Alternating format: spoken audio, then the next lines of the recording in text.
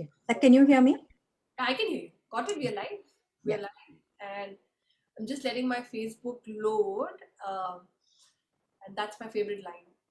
Let my Facebook load. Let it not echo. Let me just shut that down. And I keep telling people that even if you're live, this is going to be a film itself. Got it? We are live. See, that's how my beginning happens to all the interview because I've not been able to figure out the tech part of just keeping the Facebook automatically shut when it loads. There's only that much all of us can figure out. You're doing more than enough without figuring out Facebook. Thank you so much. I trust me, trust me. Anyway, good evening. We have a beautiful friend here, Smriti. She's a very, very inspiring mom. I totally love what she does. But before, I just wanted to introduce you before I said this, because Smriti, when I started, I was with one of the moms here, Melanie, who was doing a meditation session for the first time. Mhm. And at that time, I was telling Melanie, I don't know how to go off Zoom and we are live, and suddenly Zoom vanished from my screen, and she was laughing and she's like, you're still live, and I'm like, all right, I'm switching off Facebook and maybe I don't go live, and she's like, you're still live. I went off Facebook, I went everything. I said, fine, I have to switch off my computer. The minute I switched off my computer is when the end meeting button came. Meanwhile, for 10 minutes, my friends, Melanie, everybody were laughing. From there to coming here and doing successful 54 interviews, it's already quite a technical journey I've taken. So thank you for forgiving the first line of Facebook part. I think that was Everybody, part of the entertainment. oh yes, oh totally. I'm going to make a film on this because I have a lot of life proof of what this journey has been and what it will be in the future till I actually become an expert. Good evening, everyone, and I know some people from our international audience will join in at this time. So welcome, and we have Smriti here. Just a very, very interesting story. Smriti, go ahead and introduce yourself because the person who lives the story tells the story the best. So I will not read any biodata. I will not talk about what you've done. You will talk about it. So let's talk about your journey till here. Just as Smriti, what's been the journey? Well, I have been a journalist for close to 20 years, journalist, editor, writer. And well, 20 years is wrong. I'd say I did that for about 15 years. And around the time I had my son, I'd say 16 years ago, I made more of a shift away from television news and live news. About 5 years ago, I realized that the conversation for me had shifted from news. I had got more involved um, in the back end, in the stories, in the copy. I was more interested in the language. So then I went and got myself certified. I took a CELTA certification and to teach English as a foreign language.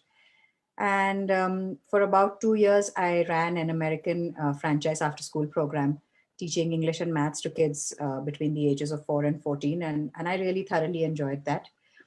Um, I've always been deeply interested in early childhood learning. Um, I've been very interested in alternative and progressive methods of learning. And I think I got the opportunity to know it closer the moment I became a mom. And I realized that mainstream schooling and mainstream forms of teaching children anything tend to be very brutal. You know, Right, the old school of throw a kid into a swimming pool and he'll learn to swim. right, right. Um, yes, he will learn to swim, but you're probably traumatizing him for life with that experience, you know. So I feel that led me on my path. And about 2 years ago, I realized that my kids were spending more time studying, and this was with me encouraging them not to study. So I can't even begin to imagine how much more they'd have studied if I'd been the sort of parent who wanted them to study. So I'd find, you know, on a beautiful rainy day, my son is sitting at his books instead of playing football outside. So one day I just decided that that was it. We're moving out of the city because the city has a lot of noise, physical noise and social, you know, people coming and going and doorbells ringing and so much happening that you're constantly drawn and distracted away from the core stuff, from what really matters to you. I grew up in the hills myself. I'm a plantation kid, so I knew what it was like to be the only family for 40 kilometers, you know, other than elephants and deer and it was so quiet that you could hear the birds chirp, which is a bit of a cliche. You could also hear yourself think, which again sounds like a cliche, but is true. I mean, you never hear yourself think in the city. So Absolutely. I just took a call and I said, we're moving out of the city. And I found a school in the hills for my children. It was in a 100-acre forest, and I moved them there. This was about 6 months before the pandemic hit. And then the pandemic did hit, and obviously, we all brought our kids back home. I had actually taken a cottage somewhere close to the school because I felt this was a huge change for my city bred children to suddenly have to accept living in the middle of a forest in Tamil Nadu, not speaking the language, missing just the sound of traffic that they'd grown up with. So just before the pandemic hit, I told my husband, I said, I know this is going to be serious with long lasting repercussions. So I think we should bring the kids out of hostel and settle down here, which is what we did in a furnished apartment. And the pandemic hit, we went into lockdown. And then about a month or two into lockdown, when they started unlocking, so to speak, we realized that we didn't want to go back to the city. Even my husband and I didn't want to go back to the city. Um, but also that furnished apartment was somebody else's. It didn't feel like home. So, I got some bits of fabric and I went out hunting for somebody to stitch some cushion covers so that the apartment had a more cozy home-like feeling. And I came across a self-help group that had been hit badly by the pandemic. They used to supply internationally and export toys, stuffed toys, and their orders had been cancelled. The buyers had all literally just shut down their WhatsApp conversations with them and just refused to engage any further. And these ladies just asked me. It was just a conversation. I don't know why they thought of having that conversation with me, but when life is meant to go a certain way, it just goes that way. And they just started talking to me and said, "Could you help us?" And I was also stuck in the pandemic without any work. Excuse me. Have some water.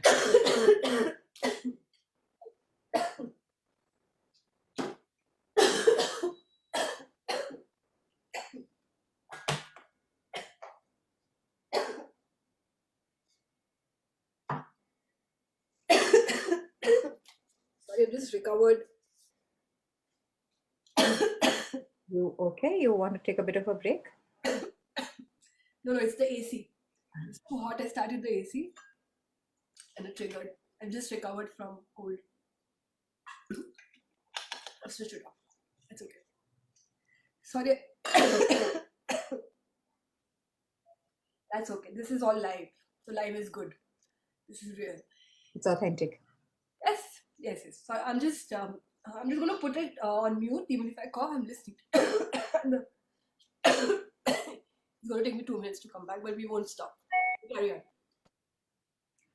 on. Okay. I don't like the idea of carrying on while you're not feeling too good, but anyway. No, I'm absolutely okay. Okay. It's just the AC. I'll Okay. get it in 2 minutes.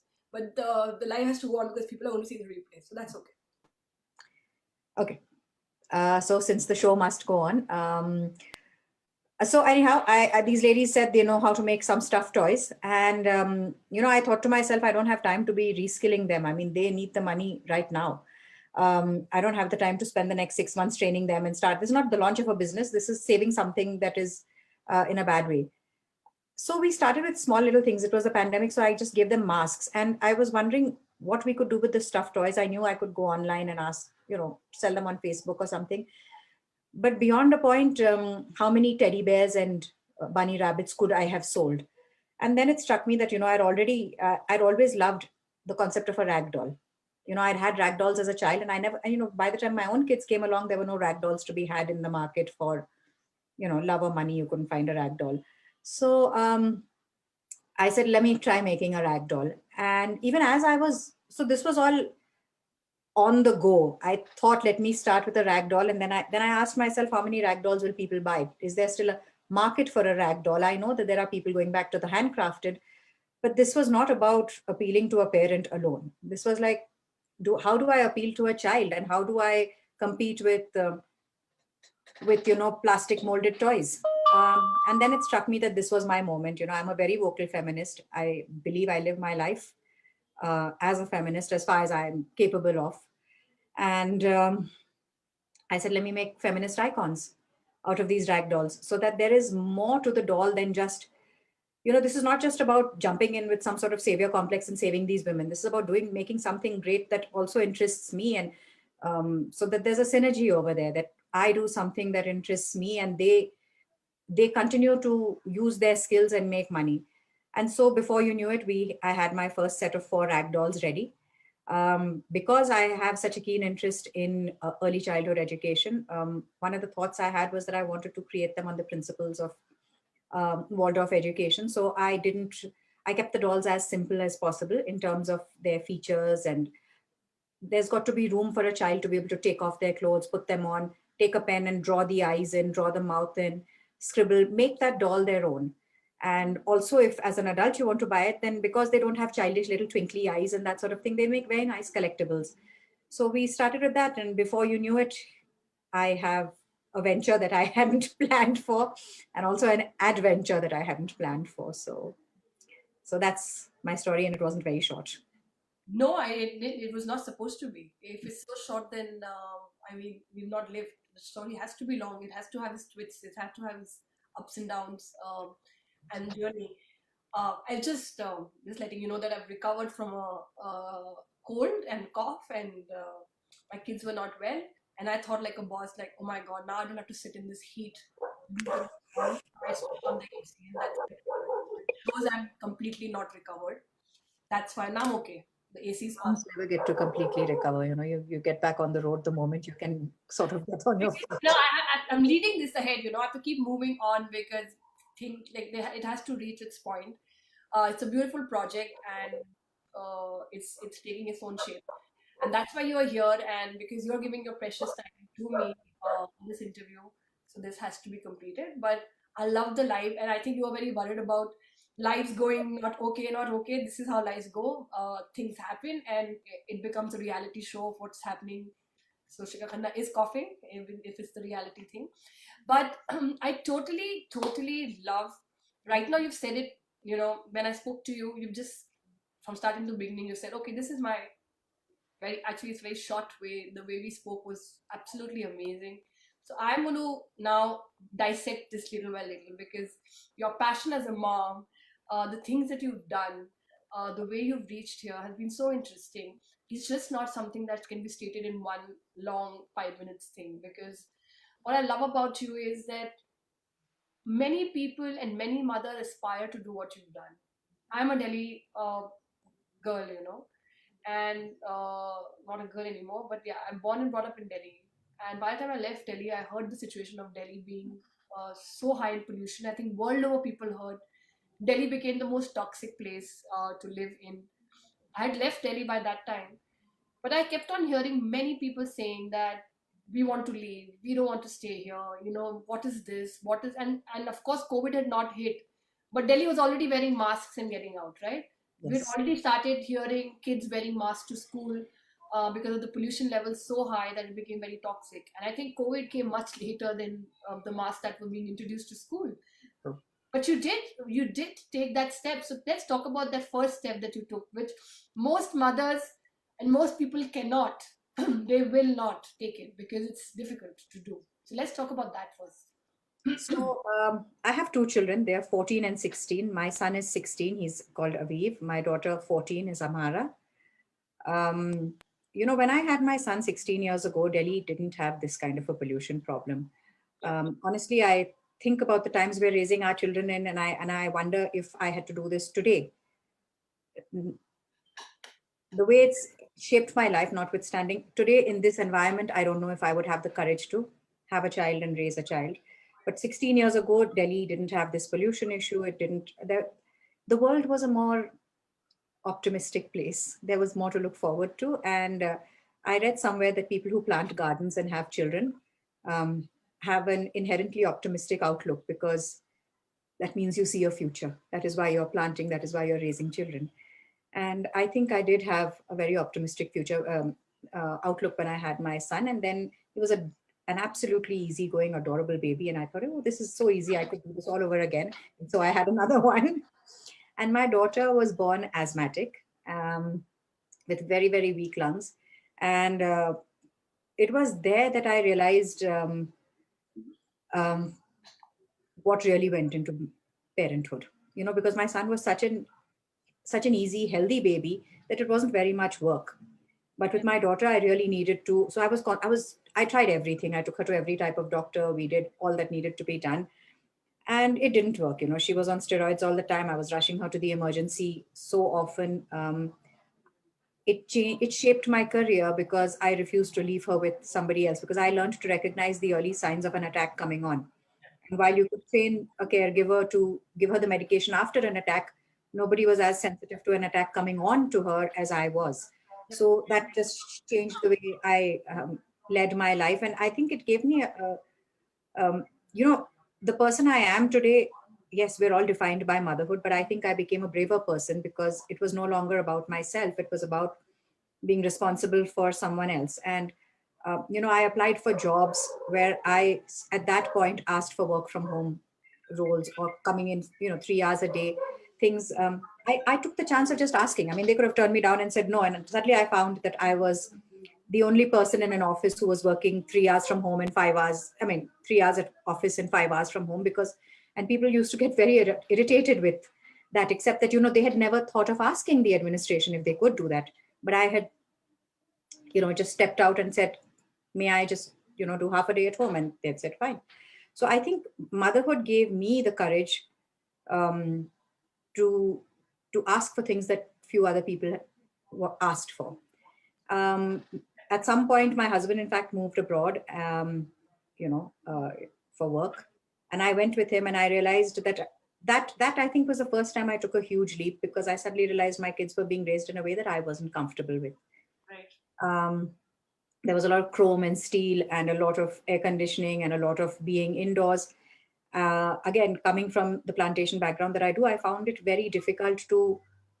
I didn't think I was doing the right thing by them, by raising them, and almost entirely indoors. So I Right. said, I'm moving back to India. And I did. And that didn't really help, because by that time the pollution had hit the NCR really badly. So I moved back to a polluted city.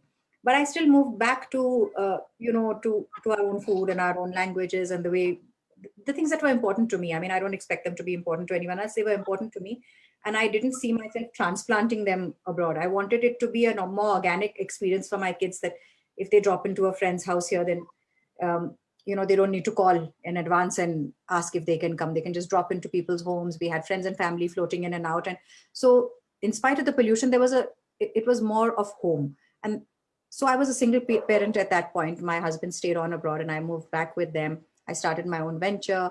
I started constructing our house, and I did it all with two little children, um, because they were things I wanted to do. And at some point, as I'd mentioned to you, I realized that my daughter's breathing was becoming a real issue. I found that more and more I'd keep her locked in the house with the air purifier on. And, every time she'd say, can I go play with my friends? I'd say, why don't we call them home? We will bake, and let's put on karaoke and sing. Or, let's open up craft on the dining table and let's have like a painting session. And, I didn't want her to feel that she was being held back or was less because of her lung issue. So, but at some point I realized that, and she's also a very physical child. She was actually a gymnast. She went up to the district levels before we moved her away out of the NCR. And I realized that it was impacting her health. I mean, I was forcing a child and caging her, and we don't want, I was pulling her out of what should have been her natural habitat and keeping her locked in a home. And similarly for my son, I realized it wasn't the pollution in his case. It was a very rigid, regular mainstream schooling system that was keeping him at his table, chained to his table all the time. And so again, I took a very, very, I took a very hard decision of shutting down my business venture. We had just finished Don't building say my hard. home. Sorry? Don't say hard. It's a courageous step that you. I didn't know whether I should be using that word for myself, but thank you. Courageous step. It's absolutely. Um, I shut down my venture. I had just built that home. We had moved into it 5 months. We had barely lived in that home for 5 months after the months put into the construction. And I just said, we're going to try this place in the hills. And to be very honest, my kids were unhappy. They said, you can't just send us off. And I said, I'm not sending you away. I'm trying to show you another life. What I would like to think as a parent is a better life. But it is entirely your call. If you don't like it, we will find another solution. Nothing is going to be forced on you, but come with me and I will be with you the entire way. And at any point that you tell me, Mama, I'm not comfortable doing this, we will stop right there. It will be a hard stop. There will be no why don't you try some more, kind of thing. You don't like it, that's it, we will not do it. And so, because we were putting them into a hostel, I looked for a cottage here in the hills. My husband was just moving back from the Middle East. And I said, let us try and stay in this cottage for a couple of months. Once the kids settle in, we'll come back to the NCR. But life had its own plans. And, we fell in love with the hills. I didn't want to leave. Yeah. Well, we actually started work from home before the pandemic, because we were living here in the hills and heading out whenever we needed to have meetings and stuff.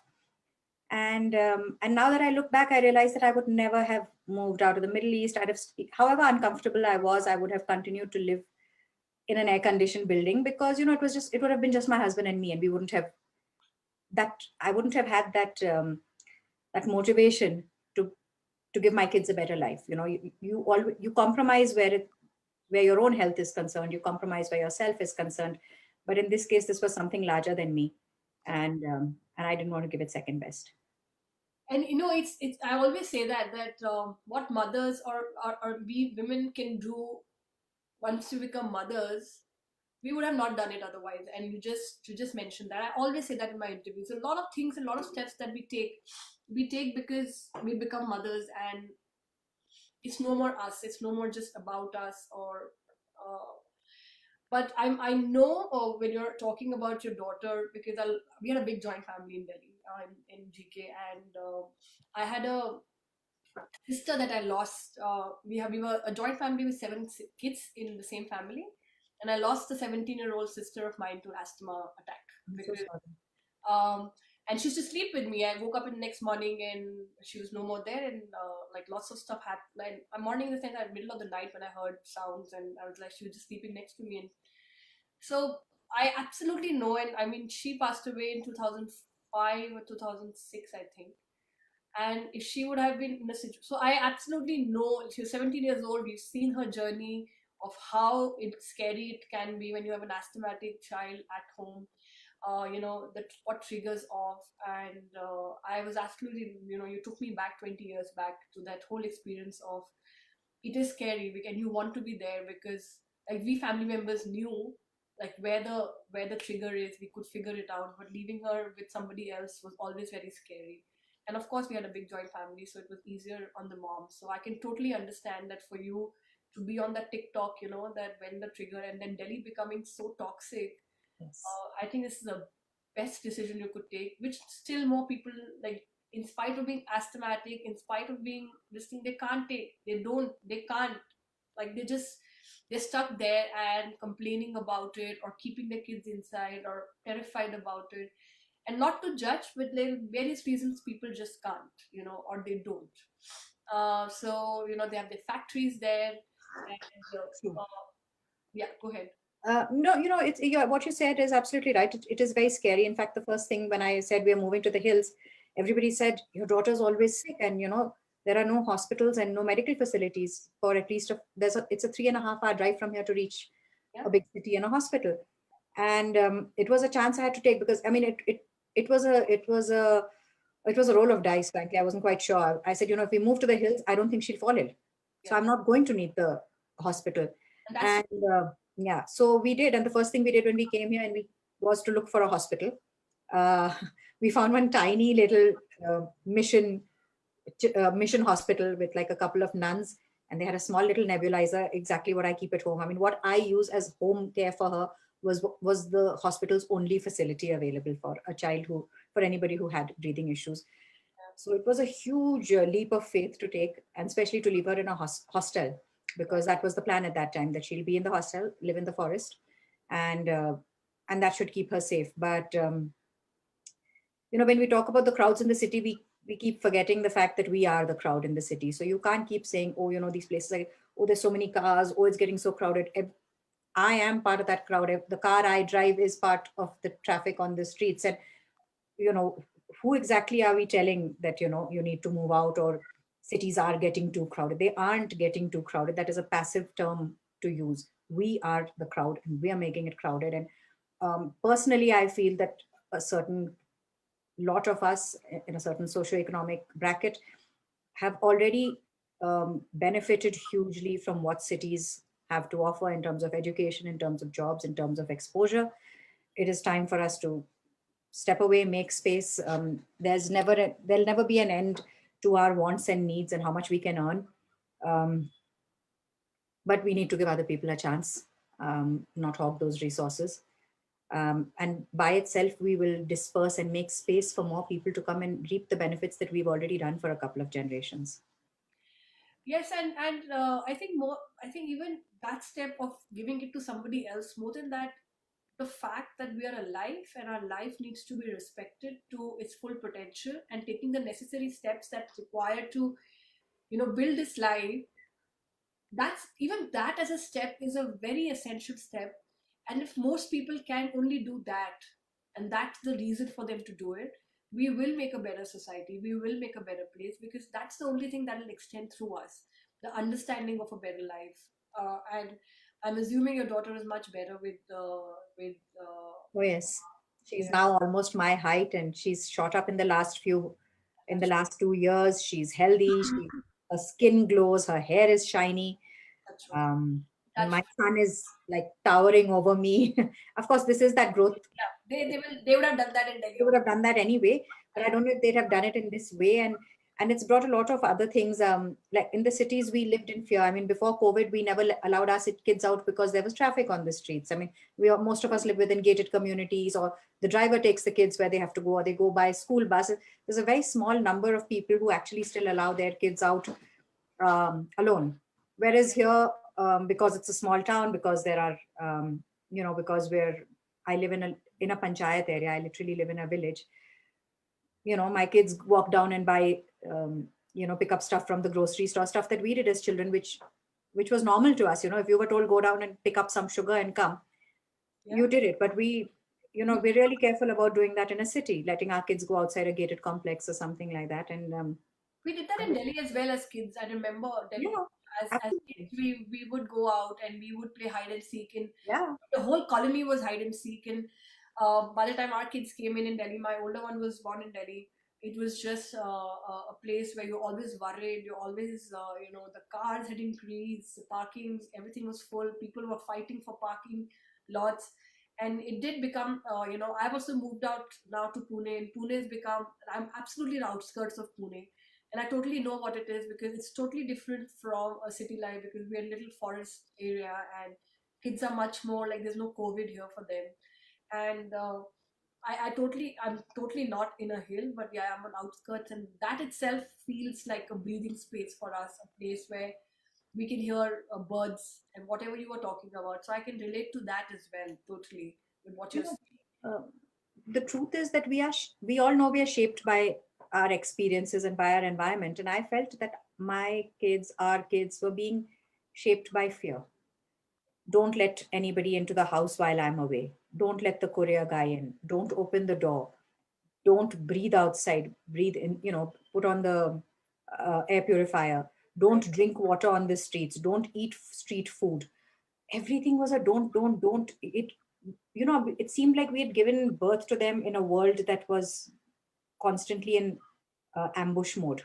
Yeah. You can't bring children into the world and then tell them don't experience it. Right. Right. And yet that is exactly what we were doing, what I was doing. I only speak for myself. I was doing, you can't go here, you can't go there, you can't do this, you can't do that. And I do this and I was doing this in spite of being a fairly liberal parent. But Yeah. even the few things that I wasn't allowing them to do really bothered me. I was like, I'm not letting them live life. And Yeah, that comes from shaped by fear. you being Correct. a plantation child as well, right? You've already experienced. Now Yeah, somebody yeah, who's yeah. So I knew there was another life, there and was a difference, yeah, you could feel that. But most of us, like, who bought in cities, big cities, somebody born in Mumbai or Delhi, that's what they've seen. That's what the next generation is seeing. That's what the next. So it's very common for them to not realize it. That's why it's very hard. I just realized this conversation very important where your childhood is, and then that gives you the courage to know. So for your courageous step comes from being in plantation, to be free, to understand what freedom is. In spite of we roaming around in Delhi, etc. In fact, we compare that to today's Delhi itself is a big difference. I'm sure for somebody like you, it would have been a huge difference to experience that, and I'm very glad that you have brought that. You're total inspiration. I Thank you. know that you have a meeting and we need to wrap up things, but let's talk about your dolls. That's a beautiful, beautiful project. I want to talk a little more about that because that's what you said. That was my very long story. It was actually not, because you have such distinct parts about it that the conversation about it can be done for a good 1 hour easily. So let's like fast forward from there to your dolls and what has been, what do you have you brought, what is the whole idea about it? And I am actually feeling, and I know today somehow audience is not woken up, or generally they come up, but you're going to meet all the mothers. This is going to be a very interesting topic for our international audience as well to hear, because Indian women being recognized like this through a medium like this is just beautiful. So it's not just Indian women. My first set of dolls had Frida Kahlo I think that, and Maya Angelou, yeah, and the other two were Savitri Bai and Kalpana Chawla. My dolls are right behind me, and I'll show you a couple more. My next range had Sarla Thakral, first woman to fly an aircraft, right. Pulan Devi, Oh, and of course Ruth Bader Ginsburg. But the one that I'm really proud of is a doll that doesn't have that is not that is inspired by many people who have a disability, but and I have checked apparently that, I mean, you should check. And one of the things that I was told is that it is better to say a person with a disability, because that is what it is for them. It's not a challenge alone. So I created this doll. I'll just put her together for you. please do.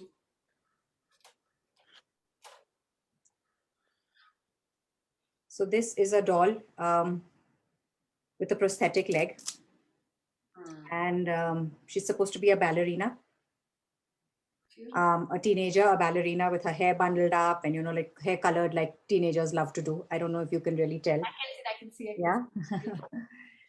see. So, I've sort of leapfrogged into the towards the end of the story. Basically, when I thought I'd do these dolls, I wanted to keep them simple, but I wanted to make sure they were recognizable. So each doll that had a story. Would you like me to show you one of the other dolls? Please go ahead. This is so beautiful. That's what I'm trying to show to this thing, that mothers, when they take these leaps and they end up still shining with so many changes. So please talk about that. This is a very beautiful project.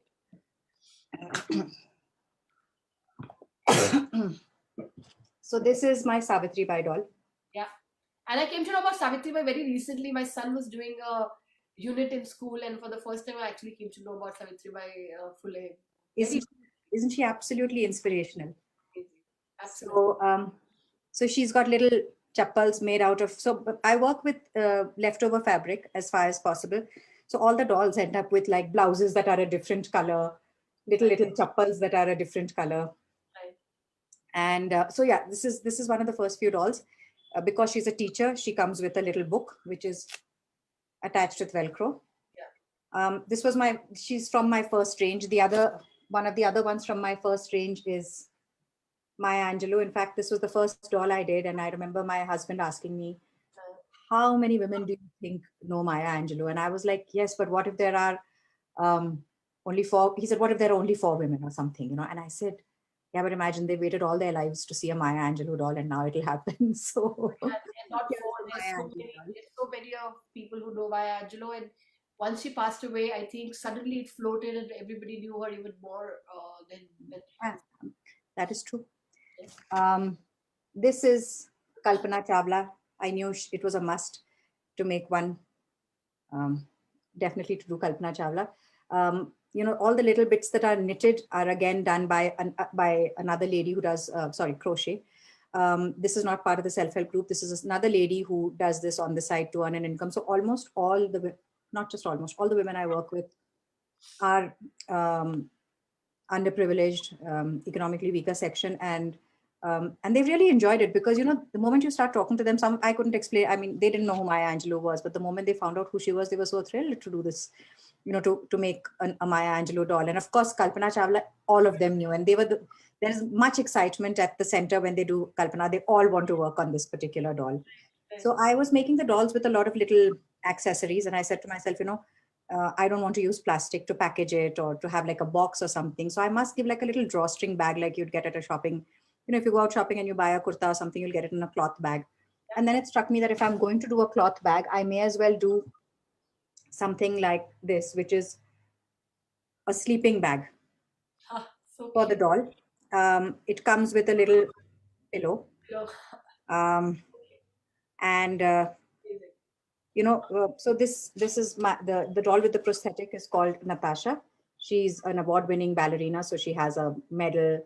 She has an option in terms of prosthetics. You can change the leg, and all these pieces are put together in the bag, because invariably, and I know this as a parent myself, once kids get involved with playing with a toy, they will not go to bed. So then I figured that this would be an easy way to say, okay, now the doll goes to bed, put her in her sleeping bag, and you also go to bed, and then you can put the doll in bed with your child, and it's one way to wrap up a day that isn't ending. So Yes. that is one of the dolls. This one I'm particularly proud of. This is Ruth Bader Ginsburg, and I find her hugely inspirational.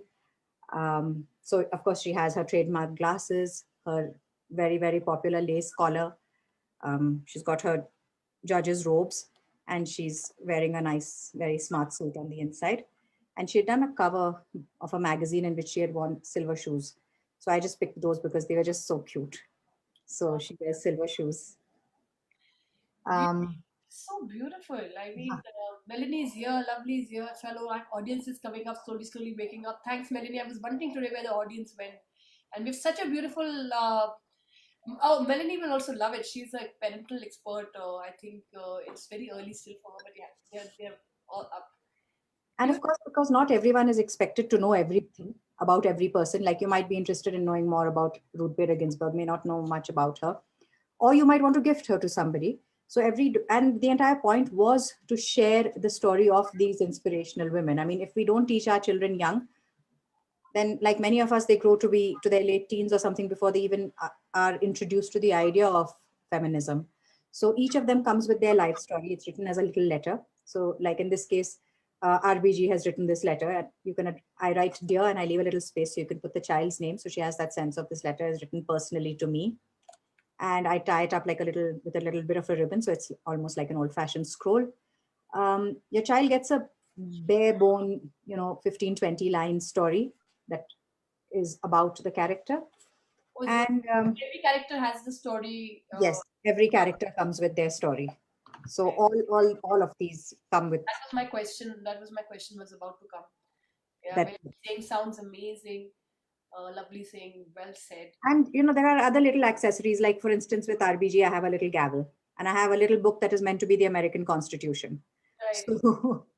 So so and of course it all goes into a bag, into the sleeping bag, which so the sleeping bag itself has another story. After I started working with the first NGO that I at the self-help group, a couple of others got in touch with me and said, can you work with us? And I said, I'm sorry, you have me confused for someone else. I'm a journalist. I'm not a designer. I'm not a crafter. And they said, no, we like your ideas. We like the way you're working with the other group. So could you find something to do with us? So this is another group. It's a self-help group, and they are a Gandhian group. So they work with khadi. So these are the sleeping bags have been made out of khaddar. They are from Gandhigram. They have these ladies know how to screen print. And, in each case I had to say, okay, what are your skills? Let me see if I can find something to do with it. So these ladies knew how to screen print and stitch very simple bags. So I said, let's do the sleeping bags. You can print it. Uh, that was upside down, but here's my name, the Smithsonian. And it's done in khadi. It's comes from khadi, Gandhigram. It works to their, these are the skills they have, and this is all I demand of them. And as we get used to it, if we can build on those skills and do more and more, then I'd be really happy. So So you've been doing this for a year now? sorry, How long have you been doing this for a year just now? about a year, exactly a year this September. Most Oh, of it was in the pandemic, so for at least we'd start work and then we'd get locked down, and this being a hill station, um, it was stricter. The lockdown was stricter than anywhere else, and you needed an e-pass to come in or to go out. But more importantly, you don't get anything here. So the fabric that I work with, the little bits and pieces that I need, zips, buttons, Velcro, things that you take for granted in a big city, you don't get them here. So it's been as an entrepreneur, it's been a very uphill this task, because there is my personal learning curve. I'm learning on the job. I've never worked on Excel. I have no idea how to brand. I didn't know that courier services take your products and run away and never come back. I'm learning how to package. I'm learning how to make sure that the products don't get damaged. But in all of this, I'm struggling to even just get stuff up here, and doing this in the middle of a pandemic with all the restrictions that we're But at the dealing same with. time, you delivered many orders as well. That's what I heard. Yeah, it's been It's fun. only growing. And what I'm going to say, I'm telling you, Melanie is here listening to it. Melanie will know Shikha's totally gone crazy when she does crazy stuff. I think once this book starts to do and starts rolling in and we start getting the money, all the 100 moms are going to get a gift from me of 100 moms done by you from this book. Oh, that is so sweet. Developing each mother, because it's giving me goosebumps saying this, but gifting each mom a doll just like this about her, a doll about her for her generations to come would be a nice gift to give with this book. I think that's a lovely idea. So be ready. Start seeing all the moms that when the book I'm reaches, girding my loins. you're going to be just like because I keep saying things keep coming up, and I've decided not to take sponsors. I've decided because I said I don't want anybody to interfere, but I'm very confident that we will be able to pull out some money, and this would be a beautiful thing that these mothers are those 100 dolls that you make as a project from this book out, and I I can think gift that's a great idea. each mom a doll uh, as an on as that award, like that honor that I can give her, apart from giving her that book that I want to give her of being a mom. Um, it just came to me. So I started smiling. I was like, "Don't say it, Chika. Don't say it." I just keep saying crazy things. I like, "Don't say No, it." no, no. You must always leap before you look. Otherwise, you'll never end up leaping. I do. This is a result of 100 moms. I'm not even finished 100 interviews. I'm already talking things that are coming in the middle. But No, all no. this will happen because this project is bringing that thing. This project is, everybody is here coming for a reason. Everybody's happening here. I'm telling you, the integration has started. Mothers have started to meet each other. The group that's come together, 55 moms, already are meeting and reaching out and trying to figure out each other across the world. I was just telling you before I was just telling you before only it was starting that something will Mhm. come out of this, and this is what's come out of the interview right now. That at least these 100 moms, I will put all my effort that I can to give you this order of these 100 moms and then $100. So when the book I look gets forward to it. dispatched, with that this $1 gets dispatched because that's what I want to give each mom, this doll and this book. Oh my God, receiving a doll of your own, uh, you know, this thing from here would be beautiful. So Melanie, if you've heard it, if she's left or she's heard it, or whoever's going to hear later is going to give me a call that you thought totally gone crazy. But this is going to be a beautiful thing. Even if it's not a big one, even if it's a small one, we can create just with the book and can get couriered with the book. So let's work on that, Smriti. Let's That work would be on a it. fun So many, when women come together to work, so many amazing collaborations come out of it. And I have, in the last um, maybe 4 months, I would say, uh, been in talks with so many people, um, so many great collaborations, so many people who are just so willing to come forward and do something with you. And I don't want to make this gender specific, but I notice that women do this a lot. Step right up and say, let me do this with you. Let That's me what give you're you a treat. attracting. That's what you're attracting. That's what you're attracting through this work as well. And women power is actually, somehow I feel since pandemic, women are rising at another level altogether. A lot of movement that are rising, all are women centric, and they're really doing very well. But just to imagine, okay, I'm a photographer. The doll is having a camera. There's a there are all kinds. There are coaches, there are hypnotherapists, there are dancers, there are comedians coming in, like all sorts of stuff and all sorts of stories. There are moms who've lost children. There are moms like giving that mom a doll with next to the child she lost. This is going to become an emotional, leading their stories, seeing their stories, creating those stories into a doll would be a That would be beautiful. beautiful. And each story coming out, and there's such beautiful stories. I don't know, whenever you get a chance, just keep clicking. And there are some parenting experts like Melody who would be, who talking all about it and creating them. Each one of them is such a shining example. There's going to be a Smriti with a doll created, being a journalist creating a doll creating a doll. So that would be an amazing one as well. So I will gift you a doll created by you with that book. Of you. Okay. Before the happy Thank you. moms. So anyway, I think you need to go. I told you things just go amazing and things just keep going ahead, and you're just a very beautiful soul, Smriti, and I'm Thank happy you. to have you in the book. It was my pleasure. Let's talk about that one more book you were part of before we sign off, and I want to sign off by asking your dream as well. But what was the name of the book you'd give it me? It's not coming. It's a book published by Zuban. Yeah, It's called Of Mothers and Others. It was a collection, an anthology of stories um, around the topic of motherhood. But it wasn't just mothers, it was the way we mother. It was exactly as you said, a mother who's lost a child, a mother who has miscarried, somebody who's trying, a mother who has not, who has mothered her own mother, a lady who didn't have children but took care of her own mother. Because honestly, what is motherhood? You can be maternal towards anything and anyone. So that was a lovely one.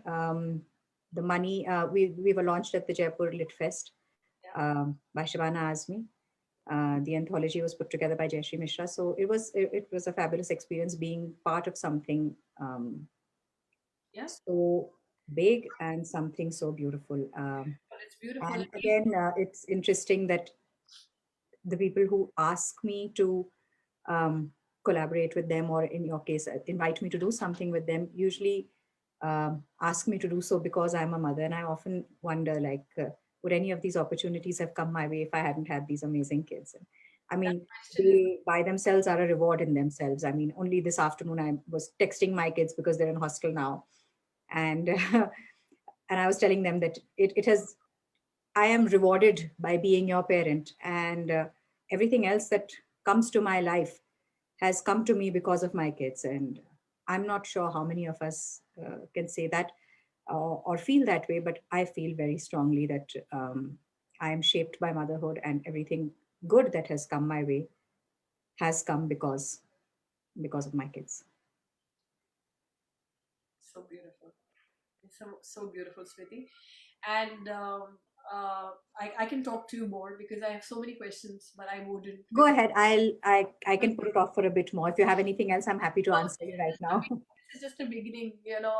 I know that you and me can talk. I can talk to many mothers for many hours, but this is just a beginning of us meeting. We're going to meet more moms. We're going to have more opportunities. Let these 100 interviews come together. Let the book get shaped. I know that these 100 moms are. It's already happening. It's already like wake up in the middle of the night, tagged somewhere else, some conversation, something happening. Mothers mingling, speaking to each other. It's a beautiful thing that for the first time I'm seeing that mothers are connecting at the mother level rather than what you've achieved financially or position wise or professionally. Whatever you've achieved as a mother is being recognized, and I'm blessed that this kind of idea is taking shape through me, and I am able to take it at least till 55. We've reached 55. We are walking ahead to 100 very soon. You'll get there very soon. I will. And I want to ask you what your dream is because this book is called 100 Self Portrait, 100 Dreams. And I want to know Smriti's dream. What's Smriti's dream? Oh, Smriti has so many dreams. How will she bring it down to one? Let's talk about all of them. I was just telling someone the other day that I am living my dream. I wanted to live in the hills. I wanted to work with craft. Um, I wanted to work with women, and to be honest, when I dreamt these dreams, they all seemed like very disparate things. Like, how will you go live in the hills somewhere and then work with women also and work with crafts also? And how are you going to be a good parent while you're doing all of these things? Yeah. And Yeah. somehow things just fell into place. And the other day somebody said you found your ikigai, and I was like, oh wow, I didn't see it that way. I am at the intersection of everything that I had wanted, and none of this was planned. It just I literally, it fell into my lap. Here I was trying to give my kids a better life, and it was breaking my heart because my life revolves around my kids, in case it's not already very apparent. I was killing me to send my kids to hostel. And there I was trying to follow them and stay in a cottage and pretend that, oh, I'm okay with this. But I wasn't okay with it. And the pandemic gave me another year with them. They are really close to me in the hostel. I can see them sometimes. I'm working with women. I'm living where I want to live, and I'm working with craft. And I mean, the dolls are just one of the many things that I am working with. There are a number of other craft initiatives that I've already. Again, I don't have a social work background, so even though I wanted to do it, I never had the courage to approach people and say, I want to do something with you. But now those people are approaching me and saying, we've seen what you're doing and we would like to do something with you.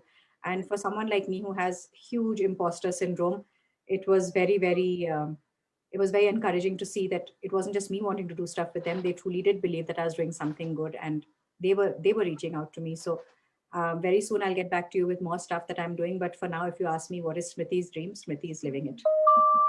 How beautiful. How beautiful. And imposter syndrome is like I was telling you that I'm a photographer. I don't know what I'm doing here, doing interviews, this tech stuff, trying to get editing book. Though my dad's has a printing background, I did work with him and my sister. All that is okay, but I was always a photographer for 20 years. And what am I doing this? And that's why I'm also, and this when this light goes off, it means we are 45 minutes in an interview. So that's the signal that my battery gives me. But not that I'm going to stop what I was trying to say. um, the whole thing that you're saying now, the imposter syndrome, that I don't know, like, people are going to believe in it. I didn't know when I announced it. I don't know why I announced it. It was all in pandemic for me as well. With a young child who breastfeeding, sleepless nights, people are looking at me. Are you in your senses? Like, yes, you know a lot of mothers. Yes, you know how to build relationship, all that. But sitting on this screen, you're going to get world mothers together, and we have 55 and almost 25 suggested moms across the world, which are lying down in lists right now. And I'm like, okay, which one, and offline, and I'm trying to figure out. This is going to go to a 500 list, because now the more mothers, the more it's taking wings. The more people, just you said, want to work with you. And honestly, I've dropped my imposter syndrome because I suddenly feel that this is what I was meant to be. This is where I was being led through with whatever I've done. And when I sit down and I'm like, yeah, I did this because of this, I did this because of this, I did this because of this, and now it's coming together. And that's why it's blooming. And I can see that in a short span of not even a year completed, you're already finding people getting attracted to it, people, believing in you. It's all your work which has come till here. Your belief system, your aura, your energy, everything is coming together. So I think we will, the only option left for people like us who are being blessed in pandemic, that we are thinking things are not working, such beautiful things are emerging. We can only call ourselves very blessed. And also being led by I usually don't talk like this, but we are definitely being led into a direction, and all we can do is just keep moving forward. And I keep saying that the clues are going to be dropped. Pick it up and read, pick it up and read. Just don't worry where it's taking us, where the treasure is there a treasure or not. But just now, that and I was, one of the interviews I said earlier, the clue was like one clue 6 months, one next clue. Now the clues are being dropped every single minute, and 15 minutes, 20 minutes, you just have to pick it up. So I'm so glad that you're living your dream, and I will let you go at the moment, but you're part of us now. And I'm really looking forward to even this Pleasure. dream of mine coming true, that these 100 moms should get their 100 stories being depicted through your dolls. Wow. Very excited. I definitely want to do 100 portraits, but that's way too big. Like, because they're from all across the world, I want to meet each one of them, and I want to do their portraits and give them their portraits. But Yes, when you the will. dolls can reach faster than my portraits can reach, for sure. The dolls can reach faster than my portraits, for sure. So we'll make them creating the life you want to live, Melody saying. So thank you, Melody. And Smriti, thank you for coming here. Thank you And for having me. I add you to the A group, wonderful introduce thing. other. Thank you so much. Thank you so much. So I'm going to go stop live, and we are going off.